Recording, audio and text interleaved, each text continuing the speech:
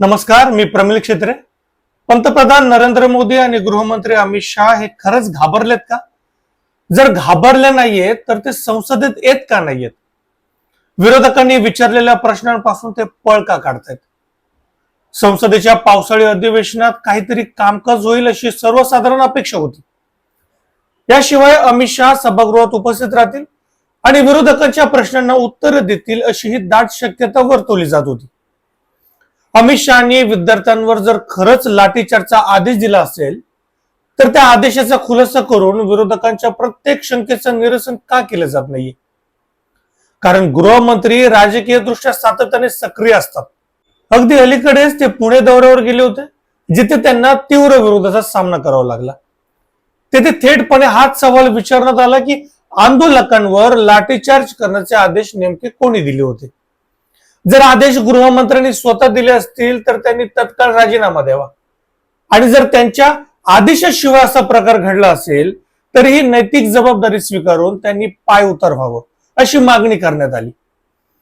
देशभरात विशेषतः महाराष्ट्रासारख्या राज्यात जिथे सध्या एनडीए सरकार आहे तिथे गृहमंत्री अमित शहा यांच्या राजीनाम्याची जोरदार मागणी होतीये. भाजप शासित राज्यातच आता मोदी सरकार आणि त्यांच्या मंत्र्यांविरोधात जनतेचा रोष उसळू लागल्याचं यावरून स्पष्ट होतंय. पुणे येथील या तीव्र विरोधामुळे राजकीय वर्तुळात चर्चेला उधाण आले. या पार्श्वभूमीवर गृहमंत्री संसदेत येऊन संपूर्ण प्रकरणावर स्पष्टीकरण देतील अशी अपेक्षा होती.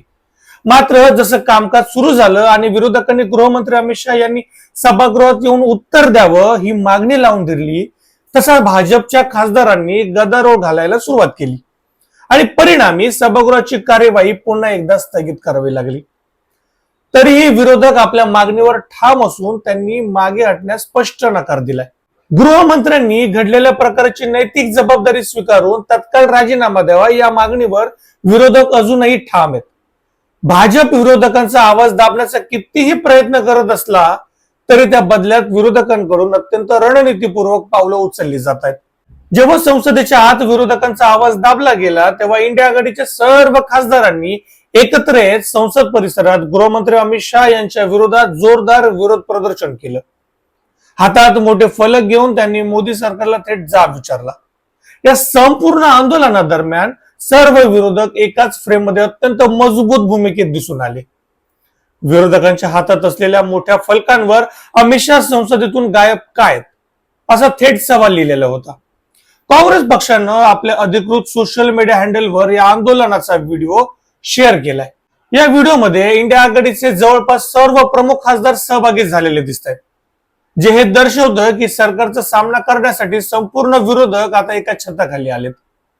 सध्या देशात प्रामुख्याने दोन मोठे विषय चर्चेत आहेत. एका बाजूला विद्यार्थ्यांवर झालेल्या लाठीचार्जचे आदेश नेमके कोणाच्या सांगण्यावरून दिले गेले असा प्रश्न गृहमंत्र्यांना विचारला जातोय, तर दुसऱ्या बाजूला राम मंदिराच्या वर्गणीतील कथित गैरव्यवहार आणि चोरीचा मुद्दा देखील आता चांगलाच जोर धरू लागलाय. उत्तर प्रदेशातही सध्या विधानसभेचे मान्सून सत्र सुरू असून तिथेही हा मुद्दा गाजतोय. यावरून केंद्र आणि उत्तर प्रदेश या दोन्ही ठिकाणी सरकार चोहोबाजूंनी घेरल्याचं स्पष्ट होतंय. सध्या देशात घडत असलेल्या या दोन्ही महत्वाच्या मुद्द्यांवर विरोधक सरकारकडे सातत्याने उत्तर मागतात, परंतु सरकार यावर काहीही बोलण्यास तयार नाहीये. सरकारला सभागृहात कामकाज बंद पडणं मंजूर आहे, परंतु आपली चूक मान्य करणं किंवा आपल्या मंत्र्याला अडचणीत आणणारे प्रश्न विचारू देणं अजिबात मंजूर नाही. महत्वाचं म्हणजे सरकार जेवढं या जबाबदारीपासून पळ काढण्याचा प्रयत्न करत आहे तेवढीच मजबूत रणनीती विरोधक सरकारला घेण्यासाठी आखतायत. याच पार्श्वभूमीवर इंडिया आघाडीच्या प्रमुख नेत्यांनी काँग्रेस अध्यक्ष तथा राज्यसभेतील विरोधी पक्षनेते मल्लिकार्जुन खरगे यांच्या कार्यालयात एक महत्वाची बैठक पार पाडली. या बैठकीत सरकारला संसदेत आणि संसदेबाहेर कसं घेरलं जावं याची सविस्तर रणनीती ठरवण्यात आली. बैठकीनंतर मल्लिकार्जुन खरगे यांनी सोशल मीडियावर पोस्ट करत विरोधकांच्या मागण्या देशवासियांसमोर मांडल्या. मल्लिकार्जुन खरगे यांनी आपल्या भूमिकेत स्पष्ट केलं की गृहमंत्री अमित शहा यांनी संसदेत येऊन विद्यार्थ्यांवर करण्यात आलेला लाठीचार्ज आणि पॅलेट गनच्या वापराबाबत सविस्तर स्पष्टीकरण द्यावं. पंतप्रधान नरेंद्र मोदी यांनी देशवासियांना सांगावं की श्रीराम मंदिरासाठी मिळालेले देणगीचे पैसे कसे चोरीला गेले.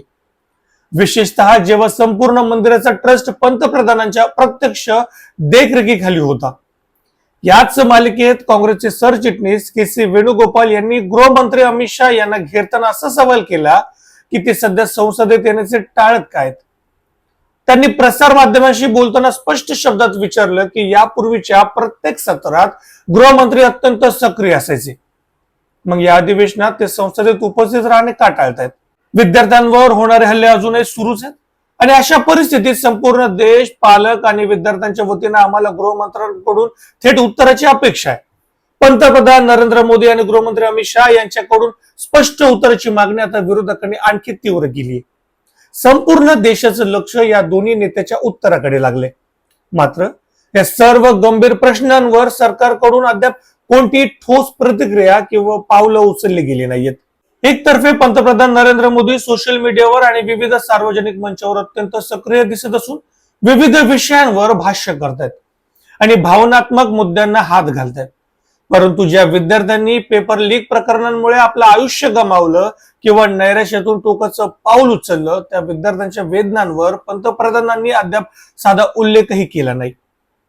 तसंच शांततापूर्ण मार्गाने आंदोलन करणाऱ्या युवकांवर प्रशासनानं जी दडपशाही केली त्याबद्दलही सरकारकडून एक शब्दही उच्चारला गेला नाही. दुसरीकडे अमित शहा संसदेच्या परिसरात येत असले तरी सभागृहाच्या आत येऊन विरोधकांच्या प्रश्नांना सामोरं जाण्याचं ते कटाक्षानं टाळतायत. ते इतर राजकीय कार्यक्रमांमध्ये आणि सभांमध्ये मोठ्या प्रमाणावर सहभागी होत आहेत आणि विधान करतायत, पण संसदेत येऊन विरोधकांच्या प्रश्नांची उत्तरं देणं टाळतायत. या सर्व परिस्थितीवरून हे लख्खपणे स्पष्ट होत आहे की हे सरकार चोहोबाजूंनी पूर्णपणे अडकले. विरोधकांच्या प्रश्नांना तोंड देण्याची हिंमत उरलेली नसल्यामुळे सरकार सदन चालवण्यापासून दूर पळते आणि याच कारणामुळे जेव्हा जेव्हा विरोधक आपली मागणी लावून धरतात तेव्हा तेव्हा संसदेची कार्यवाही तहकूब केली जाते. यावरून हेच सिद्ध होतं की सरकार आज विरोधकांच्या आक्रमक पवित्र्यासमोर पूर्णपणे बचावात्मक आणि धास्तवलेल्या मनस्थितीत वावरते. तुम्हाला काय वाटतं? विरोधकांच्या कोंडीत अडकलेले अमित शहा आणि नरेंद्र मोदी खरंच घाबरलेले दिसत आहेत का? हे मला कमेंट करून नक्की कळवा. आणि प्रमिल क्षेत्रे या माझ्या युट्यूब चॅनलला लाईक, शेअर आणि सबस्क्राईब करायला विसरू नका.